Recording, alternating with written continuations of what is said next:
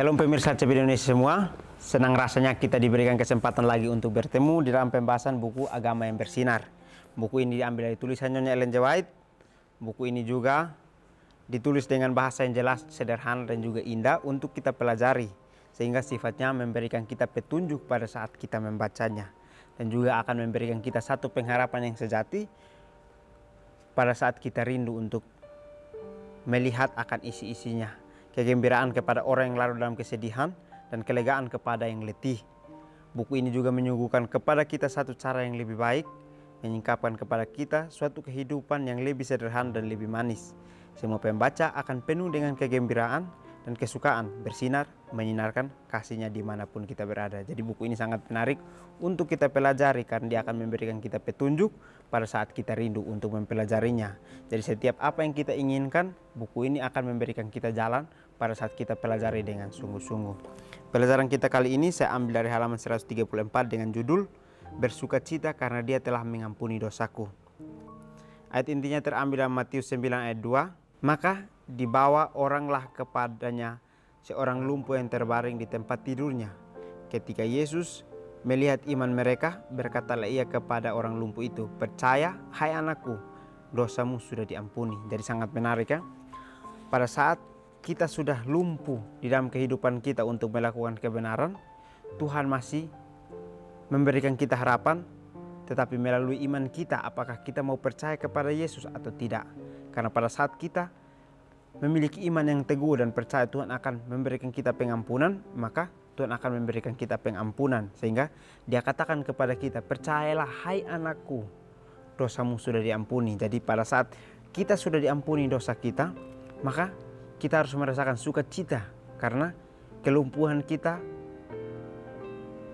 akan akibat yang kita sudah lakukan, sehingga kita tidak bisa untuk melakukan sesuatu yang benar.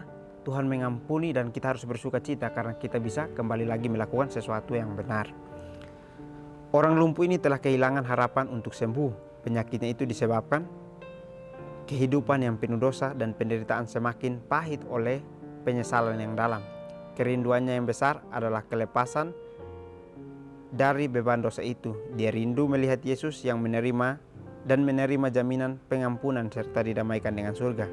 Maka dia akan merasa puas apakah akan hidup atau mati sesuai dengan kehendak Tuhan. Jadi ceritanya sangat menarik ya.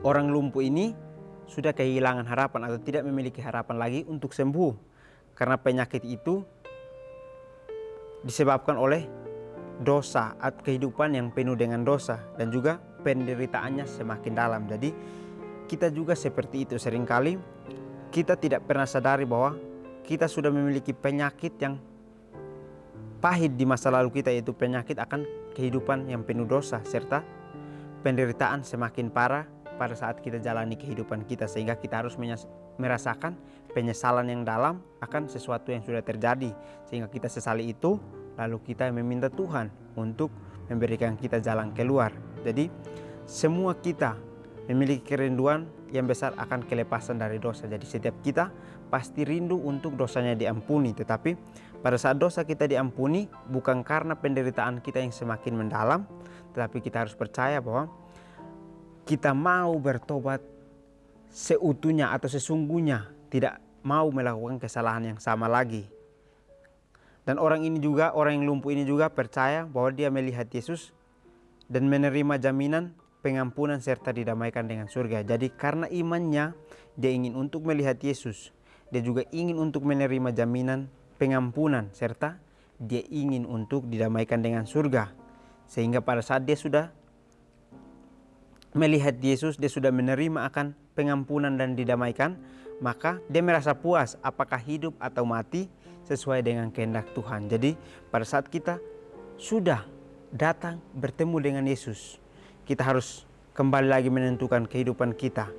Apakah jalan yang kita sudah ambil, kita harus merasakan kepuasan, karena pada saat kita sudah bertemu dengan Yesus, itulah penyerahan kita kepada Tuhan, dan Tuhan yang akan menentukan bagaimana perjalanan kita selanjutnya. Dia memohon kepada kawan-kawannya agar membawa dia kepada Yesus sambil terbaring di atas tempat tidurnya, dan dengan gembira mereka melakukannya. namun kerumunan orang begitu padat di dalam dan di sekitar rumah di mana juru selamat berada, sehingga mustahil bagi orang sakit itu dan kawan-kawannya untuk sampai kepadanya. Jadi karena kerinduannya untuk bertemu dengan Yesus, dia memohon atau meminta kepada kawan-kawannya supaya mereka membawa dia untuk dekat dengan Yesus. Karena dia terbaring di tempat tidur, dia tidak bisa melakukan perjalanan sendiri. Dia meminta kepada teman-temannya untuk bisa membantu dia. Dan pada saat itu juga teman-temannya malah gembira untuk membantu dia, sehingga mereka melakukan apa yang dia minta itu. Tetapi karena kerumunan orang yang begitu padat untuk melihat mujizat Tuhan, atau orang begitu padat untuk melihat akan kesaksian Tuhan di mana dia berada itu, sehingga tidak bisa dia melewatinya, atau sehingga mustahil bagi orang itu dan kawan-kawannya sampai kepadanya. Tidak bisa untuk bertemu dengan Yesus karena begitu padat orang untuk kita lewati. Begitupun kehidupan kita. Seringkali pada saat kita sudah mengalami penderitaan, lalu tidak ada jalan keluar lagi, kita pasti larinya kepada Tuhan. Kita berdoa untuk meminta pengampunan. Tetapi kita ingat bahwa doa kita adalah ucapan yang kita ucapkan untuk Tuhan dengar.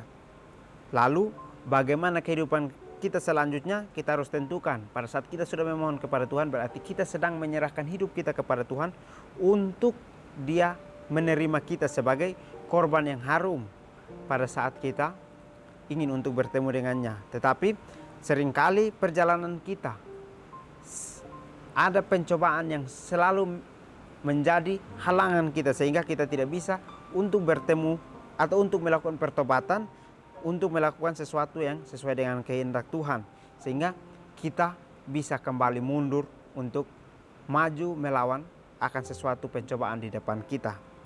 Berurang-urang para pengunjung orang lumpuh ini berusaha mendesak maju melewati kerumunan orang banyak itu, namun sia-sia. Orang yang sakit itu memandang ke sekeliling dirinya dengan keluhan yang tak terucapkan. Bagaimanakah dia dapat melepaskan pengharapan itu, padahal pertolongan yang lama dirindukan itu begitu dekat. Atas anjurannya, sahabat-sahabatnya mengangkat dia ke atap rumah, membobol atap itu, lalu menurunkannya di depan kaki Yesus. Jadi karena orang yang itu begitu banyak, mereka tidak bisa melewatinya. Berulang kali mereka melakukan cara untuk mendesak maju, tetapi karena kerumunan orang banyak itu sehingga usaha mereka sia-sia. Tetapi mereka tidak menyerah begitu saja, tetapi mereka melakukan cara yang lain, yaitu cara bagaimana mereka mendapatkan pengharapan yang diharapkan oleh orang lumpuh tersebut. Karena harapan yang dia akan dapatkan itu sudah semakin dekat, sehingga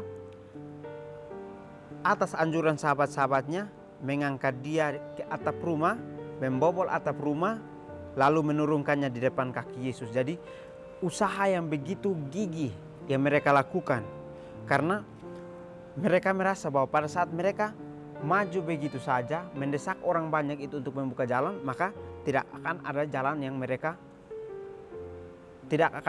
jalan untuk mereka tempuh, sehingga mereka mencari jalan lain, yaitu membawa orang yang sakit itu ke atas atap, lalu membobolnya dan menurunkannya di depan Yesus. Dan begitu kehidupan kita pun seperti itu. Pada saat kita lalui perjalanan kita, lalu ujian itu sangat berat, jangan kita mundur, tetapi kita harus terus berserah meminta hikmat dari Tuhan. Apakah jalan ini sesuai dengan yang Tuhan anjurkan atau tidak? Pada saat ini tidak sesuai dengan Tuhan anjurkan, maka kita harus mencari jalan lain untuk kita lebih dekat dengan harapan yang kita sudah impikan selama ini. Tetapi harapan kita hanya kepada Yesus. Sebab itu marilah kita meminta kepada Tuhan memberikan kita hikmat itu. Khotbah itu terganggu. Juru selamat memandang wajah yang penuh duka dan melihat mata yang memohon itu tertuju kepadanya. Ia tahu betul akan kerinduan dan jiwa yang menanggung beban itu. Kristuslah yang telah mendatangkan keyakinan kepada hati nurani orang lumpuh itu. Dan bahkan selagi dia masih berada di rumah, Kristuslah yang telah menarik si penderita itu datang kepadanya. Sekarang dengan kata-katanya yang bagaikan musik di telinga pendengarnya itu, Juru Selamat berkata, "Percayalah hai anakku, dosamu sudah diampuni." Jadi pada saat orang lumpuh ini diturunkan di depan Yesus, maka sedang ada khotbah yang sangat indah untuk mereka dengarkan bersama-sama. Tetapi Tuhan tidak bersungut karena apa yang dia sedang lakukan itu bisa terbatalkan oleh karena adanya orang yang datang atau diturunkan di depan kakinya untuk bisa melihat akan pengharapan itu. Tetapi Tuhan melakukan mujizat, dia melihat bahwa wajah dari sahabat-sahabat dari orang yang lumpuh ini penuh duka dan melihat mata yang memohon tertuju kepadanya. Jadi Tuhan melihat mereka sedang merasakan kedukaan atau penderitaan yang sangat dalam, dan juga mereka memohon untuk Tuhan mengampuninya. Jadi Tuhan tahu betul akan kerinduan dari jiwa yang menanggung beban itu. Jadi Tuhan tahu akan isi hati kita masing-masing, bagaimana kita mau untuk melakukan kerinduan kita itu, ingin untuk melepaskan setiap dosa yang kita lakukan. Kristus yang telah mendatangkan keyakinan kepada hati nurani orang lumpuh itu, bahkan selagi dia masih berada di rumah. Jadi karena Tuhan sudah tahu bagaimana orang ini akan datang, sehingga dia memberikan Roh Kudus untuk mendorong akan orang ini datang supaya dia bisa sembuh dari setiap apa yang dia sudah lakukan di masa lalunya. Sehingga pada saat itu juga Tuhan melakukan mujizat, sehingga si penderita ini mengalami penyembuhan. Dan kata-kata yang dikeluarkan oleh Yesus itu seperti musik yang terdengar di telinga setiap orang yang mendengar di situ. Lalu dia berkata, "Percayalah hai anakku, dosamu sudah diampuni." Mengapa kita tidak bisa yakin dengan Tuhan? Karena Tuhan sudah mengatakan kepada kita bahwa percayalah kepadanya, hai kita anak-anaknya, karena dosa kita sudah diampuni. Sebenarnya ini adalah kata-kata yang diundang untuk kita semua. Tetapi bagaimana kita membuat kata-kata itu bisa menjadi bermakna di dalam kehidupan kita. Karena pada saat kita melakukan kata-kata itu, maka kita percaya kita harus serahkan hidup kita kepada Tuhan. Beban rasa bersalah bergulir dari jiwa orang sakit itu. Dia tidak dapat meragukannya. Kata-kata Kristus memperlihatkan kuasanya untuk menyelamati hati. Siapakah yang dapat menyangkal kuasanya untuk mengampuni dosa? Pengharapan menggantikan keputusasaan, dan kesukaan menggantikan kemurungan yang menekan. Rasa sakit orang itu pun hilang, dan seluruh tubuhnya telah berubah. Tanpa melanjutkan permohonannya, dia terbaring diam dalam damai, terlalu gembira untuk berkata-kata. Hidup yang terbaik, halaman 59 sampai 61. Baik, jadi di akhir pelajaran kita sangat menarik ya, bahwa beban rasa bersalah bergulir dalam jiwa orang sakit ini. Jadi begitupun dengan kehidupan kita. Pada saat kita diampuni, maka kita merasa bahwa beban kita sangat berat. Dalam hati kita, kita tidak tega untuk melakukan, atau kita tega untuk memikirkan bagaimana apa yang kita sudah lakukan selama ini.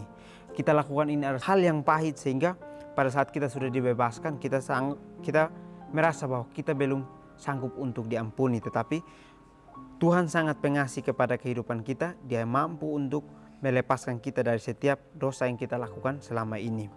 Dia tidak dapat meragukannya. Jadi Tuhan saja tidak mau meragukan akan harapan kita. Dia mau untuk kita bisa mencapai akan harapan kita. Sebab itu marilah kita meminta kepadanya untuk kita memiliki kerinduan untuk bebas dari dosa kita. Kata-kata Kristus memperlihatkan kuasanya untuk menyelamati hati. Jadi dengan kata-katanya dia mau untuk tunjukkan kepada orang-orang bahwa dengan kuasanya dia bisa menjadi penyelamat bagi hati yang sedang letih, atau hati yang sedang berduka, atau hati yang sedang dipenuhi dengan beban berat. Dia akan menjadi penyelamat untuk melepaskan semuanya. Jadi siapakah yang dapat menyangkal kuasanya untuk mengampuni dosa? Hanya Tuhan yang dapat mengampuni dosa. Sebab itu marilah kita percaya kepadanya. Jangan kita sangkal akan kuasa yang Dia lakukan dalam kehidupan kita. Pengharapan menggantikan keputusasaan, dan kesukaan menggantikan kemurungan yang menekan. Jadi pada saat kita berada dalam dosa, maka harapan kita akan menjadi seperti keputusasaan, dan juga kesukaan kita gantinya seperti kemurungan yang sangat menekan. Tetapi pada saat kita sudah dibebaskan dari semuanya, maka rasa sakit kita pun akan hilang, dan seluruh tubuh kita pun akan berubah. Tanpa melanjutkan permohonan, orang lumpuh ini terbaring dalam damai, terlalu gembira untuk berkata-kata. Jadi imajinasi kita membawa kita bahwa pada saat kita sudah diampuni, maka kita tidak bisa melakukan lagi kata-kata yang bisa terucap dalam diri kita. Maka kita hanya bisa terdiam di dalam damai. Lalu kita gembira, tetapi kegembiraan kita hanya dengan apa yang sudah Tuhan lakukan kepada kita. Tetapi kita tidak bisa berkata-kata banyak, karena Tuhanlah yang dapat menyanggupkan kita bagaimana Dia memberikan kita sukacita lewat mengampuni dosa kita. Mungkin ini saja pelajaran yang dapat saya bahas. Kiranya kita bertemu lagi di pertemuan selanjutnya. Kiranya Tuhan Yesus memberkati kita semua.